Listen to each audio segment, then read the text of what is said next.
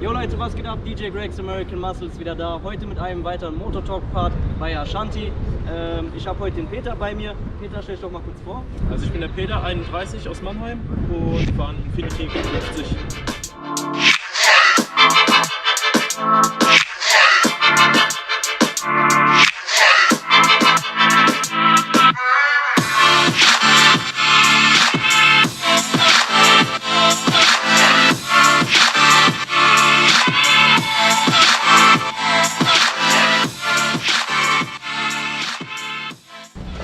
So, nachdem wir jetzt euch das Auto von Peter gezeigt haben, meine erste Frage an dich, Peter. Stell uns doch mal kurz dein Auto vor und ein paar Randdaten. Welches Auto fährst du? PS? Also das ist ein Infiniti Q50, Baujahr 2016, mit dem 2-Liter-Motor mit 211 PS, bekannt auch von Mercedes. Das ist eigentlich mit Motor und Getriebe ist alles von Mercedes drin. Und ja, welche Daten noch? Das war's dann. PS? Habe ich 211. 211 PS. Was ist das für ein Baujahr? 2016. Bist du soweit zufrieden? Soweit problemlos. Also bis jetzt, klar, gut, ist noch relativ neu, 2016 halt erst. Bis jetzt keine Probleme gehabt, sehr zufrieden. Wie steht es mit Ersatzteilen bei dem Auto? Kannst du dazu was sagen? Ja, Ersatzteile tue ich meistens über Nissan rausziehen, beziehungsweise geht zu meinem Nissan-Händler und der besorgt dann die Teile. Man muss halt damit rechnen bei Infiniti, dass halt extrem lange Wartezeiten sind, Lieferzeiten. Damit muss man halt rechnen.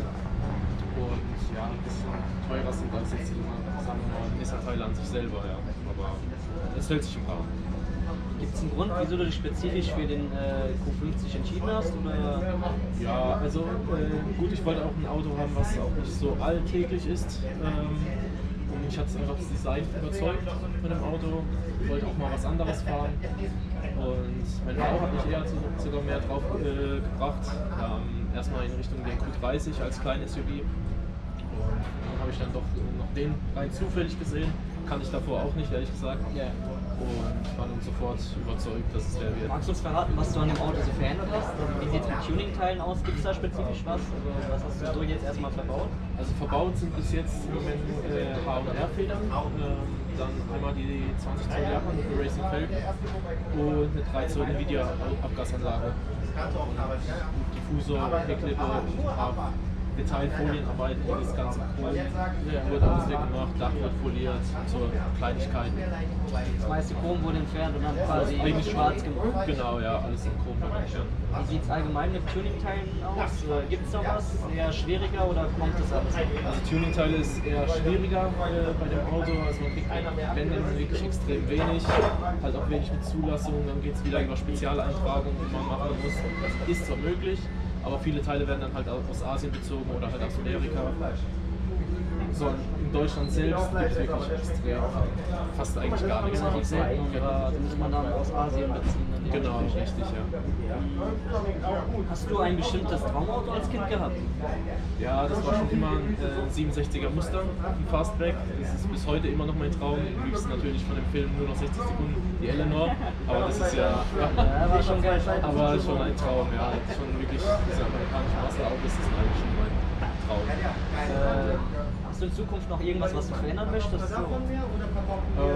Ja, also es kommt noch wieder dran eine Frontlippe, Seitenschweller kommen dran, eventuell noch ein anderes Fahrwerk, allein wegen Fahrverhalten. Da soll das KW rein, da ist wenigstens KW das einzige Gewindefahrwerk, was in Deutschland wirklich verkauft wird für das Auto, was auch eintragbar dann. Auch eintragbar, alles normal, genau. Und wahrscheinlich wird es dann noch irgendwann in die Richtung gehen. Aber sonst wahrscheinlich erstmal nicht. Hast du das Auto mal ausgefahren? Wie viel fährt er so auf der Autobahn? Also laut Tacho fährt er 250. Und ist dann abgeriegelt dann dementsprechend? Ist abgeriegelt, genau. Ja. Aber 250 reicht ja dementsprechend dann autobahntechnisch auch aus. Ist es okay, ja, auf jeden Fall. Wie sieht es so mit den Unterhaltskosten aus? Kannst du dazu was sagen? Zum Beispiel Steuer dementsprechend, wie sieht es da aus? Also Steuer bin ich bei dem Auto im Jahr bei, ich glaube 150, 160 Euro oder sowas, also echt überschaubar. Versicherung, bei Vollkasko bin ich bei ca. knapp 1000 Euro im Jahr. Was an sich eigentlich auch noch relativ günstig ist. Relativ in Ordnung, genau, ja. Also es ist überschaubar auf jeden Fall. Genau. schon klar. Wie sieht es mit Sprit aus, im Durchschnittsverbrauch? Durchschnittsverbrauch liegt bei 9 Liter, 9,5.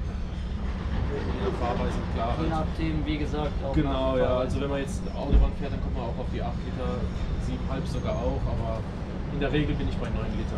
In der Regel. Ja, Ja, gut, aber auch, ich fahre auch jetzt normal immer, also Autobahn. Ich fahre ja auch viel in Urlaub oder sowas, Ja. fahre wirklich weite Strecken und ja, also in der Regel bin ich dann bei Langstrecken bei 8 Liter. 8 Liter finde ich eigentlich noch relativ gut eigentlich. Also Genau. für ein etwas sportlicheres Auto und auch bei der Motorisierung finde ich auch 8 bis 9 Liter ziemlich gut so im Schnitt.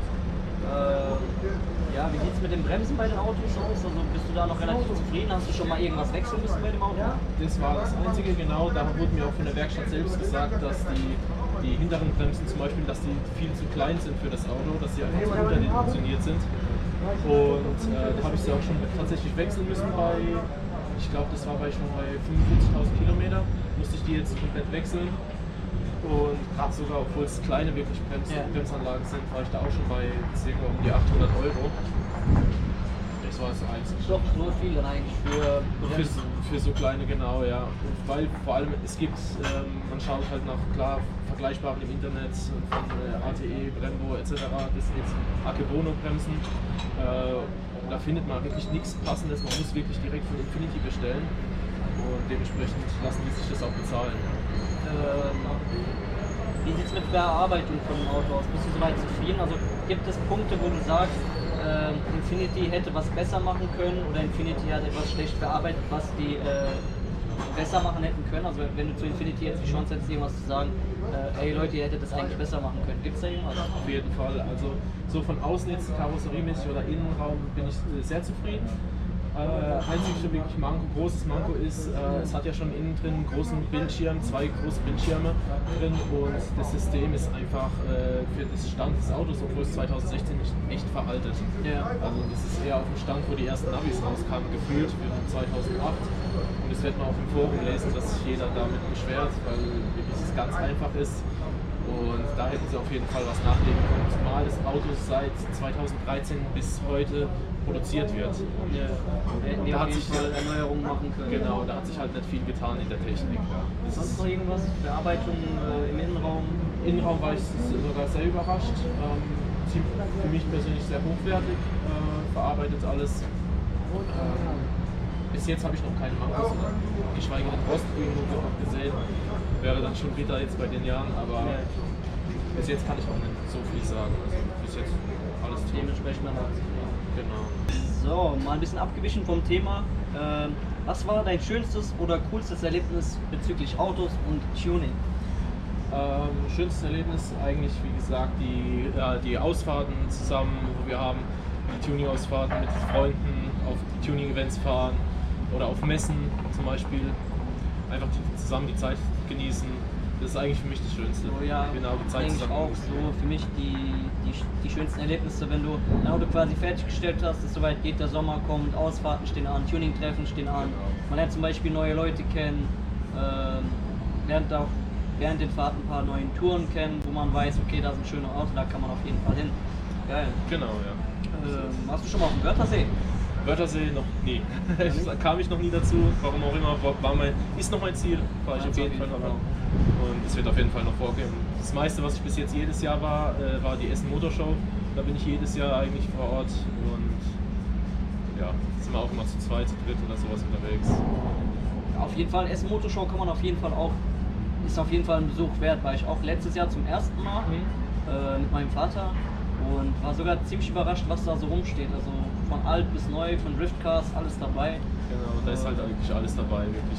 Sogar von Oldtimern bis zu Youngtimern, alles auch zum Verkauf, von Tuning, Original, alles. Halt, das ist sogar ein Hotspot, wo du Teile sogar eventuell auch für einen Infinity finden könntest, dementsprechend. Habe ich auch schon gesucht, aber leider war nichts bis dabei. auf das KW-Gewindefahrwerk war nichts dabei, aber immerhin eine Sache.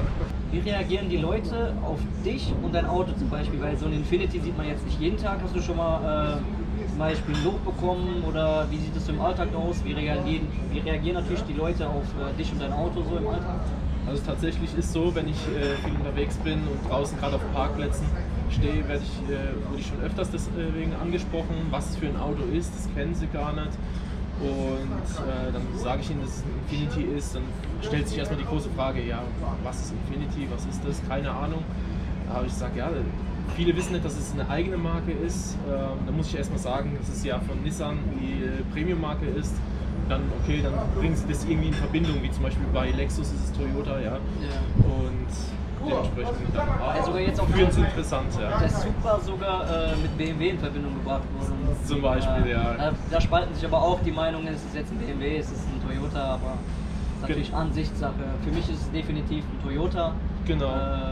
Der lehnt sich an den Supra, an den damaligen. Deswegen ist es für mich definitiv Toyota. Für mich Klar, auch. ein paar Aspekte sind vom BMW übernommen worden, aber mehr oder weniger ist es ein Toyota. Genau so ist es auch, ja, bis auf den Innenraum, genau, aber so an sich ist es für mich auch Toyota. Wie sieht es mit Pflege aus? Wie oft wäschst du dein Auto? Was für Pflegesachen benutzt du? Meidest du zum Beispiel Waschanlagen? Also ich versuche auf jeden Fall Waschanlagen zu meiden, mache hauptsächlich nur Handwäsche. Obwohl das Auto ja in der Regel in der Tiefgarage steht, tue ich ihn trotzdem, glaube ich, einmal mindestens in der Woche sauber machen.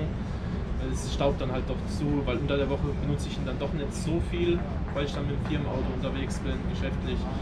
Und ja, aber trotzdem, wie gesagt, einmal die Woche Handwäsche ist auf jeden Fall. Handwäsche ist auf jeden Fall drin. Genau. Da ich den Vorteil habe, dass ihr genau sozusagen gerade eine Straße weiter die Waschanlage bietet sich ja, an. ist bei mir auch. Zum Beispiel der Vorteil, du wachst auf, du gehst dein Auto waschen, bist auf jeden Fall glücklich, dass du Genau, das ja, richtig, ja.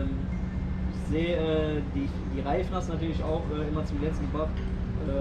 Hast du Tipps zur Pflege, wie du dein Auto so pflegst? Also, was würdest du der Community empfehlen, was Pflege betrifft?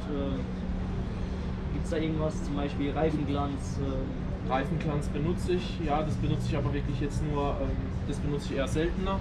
Also wirklich nur, wenn sie arg verdreckt sind, wenn sie, so wie sie jetzt waren. Ich hatte jetzt eine lange Ausfahrt, ich war jetzt vor kurzem in Hamburg. Da habe ich uns mal wieder Reifenglanz drauf gemacht. Das hält aber meistens in der Regel so 1-2 Monate bestimmt. Und so an sich gut, Reinigungsmittel habe ich für die Felgen, benutze ich den Alu-Teufel, den grünen, wo auch säurefrei ist. Und da bin ich auch sehr zufrieden. Auch außen ist auch Schwamm und einfach Spüli. Und einfach Genau, ist gut. Dementsprechend auch die richtigen Abtrocktücher, die habe ich auf jeden Fall. Marke weiß ich jetzt nicht, was das für eine Firma ist. Aber so spezielle Tipps habe ich jetzt auch nicht. Ich habe gesehen, du warst in Hamburg mit der Tuning-Community. Wie sieht die Infiniti-Community in Deutschland aus? Steht da schon quasi so eine kleine Community? Ich habe ja mehrere gesehen, ihr habt ein paar Infinitis da. Genau. Wie sieht es gruppenmäßig in Deutschland aus? Gibt es da so Infiniti-Gruppen? Es gibt, also unsere ist sozusagen, ist ja unsere Gruppe, die Infiniti-Fahrer Deutschland, Österreich und Schweiz, weil wir haben gesagt, wir breiten das ein bisschen aus, da es halt so wenige Infiniti-Fahrer gibt. Da sind wir jetzt, laut in Facebook sind wir ca. 300 Leute über die 3 Länder verteilt und in Deutschland selbst ist halt von den 3 Ländern auch der größte Teil. Yeah. Jetzt am Treffen waren wir halt trotzdem, ich glaube, ich will nicht lügen, ich glaube 8 oder 9 Autos waren wir vor Ort. Es wird aber Jahr zu Jahr größer. Also letztes Jahr haben wir das erste Treffen gemacht auf Nürburgring. Wir tun dann immer zusammen halt abstimmen, weil wir gucken halt, dass wirklich so viele wie möglich kommen können. Und letztes Jahr war es zum Beispiel unser erstes auf Nürburgring, das zweite war jetzt ist in Hamburg ausgefallen. Ja. Dementsprechend wächst es halt jetzt mit der trotz Zeit. Corona natürlich, ja. Ja, dementsprechend halt alles einhalten, das ist klar. Genau, ja. Also ihr habt zum Beispiel eine Community, die natürlich hauptsächlich Infinitis trifft, natürlich bestimmt auch random, ein paar Autos auch klar dabei. Willst du zum Beispiel für die Leute, die den Blog natürlich verfolgen, was Infiniti betrifft, ihr könnt natürlich gerne Werbung für eure Seite machen. Falls jemand der Community beitreten möchte, kann er sich natürlich an dich wenden. Willst du uns sagen, wie eure Gruppe heißt? Genau, also unsere Infiniti-Gruppe in Facebook, die ist die Infiniti-Fahrer Deutschland, Österreich und Schweiz. So heißt sie auch und jeder ist dann natürlich herzlich willkommen, der Infiniti-Community beitreten will, sich auch erkundigen will. Der muss nicht unbedingt ein Infiniti fahren, auch wenn Interesse besteht. An dem Infiniti mal Infos haben wir auch einige Leute drin, wo einfach nur rein Interesse reingekommen sind. Seid gern herzlich eingeladen. Willst du den Leuten, die sich zum Beispiel jetzt überlegen, ein Infiniti zu kaufen, willst du denen irgendwas sagen? Willst du ihnen irgendwas auf den Weg geben, worauf die achten sollen bei einem Kauf? Oder gibt es da irgendwas, worauf man definitiv achten sollte beim Kauf eines Infinitis?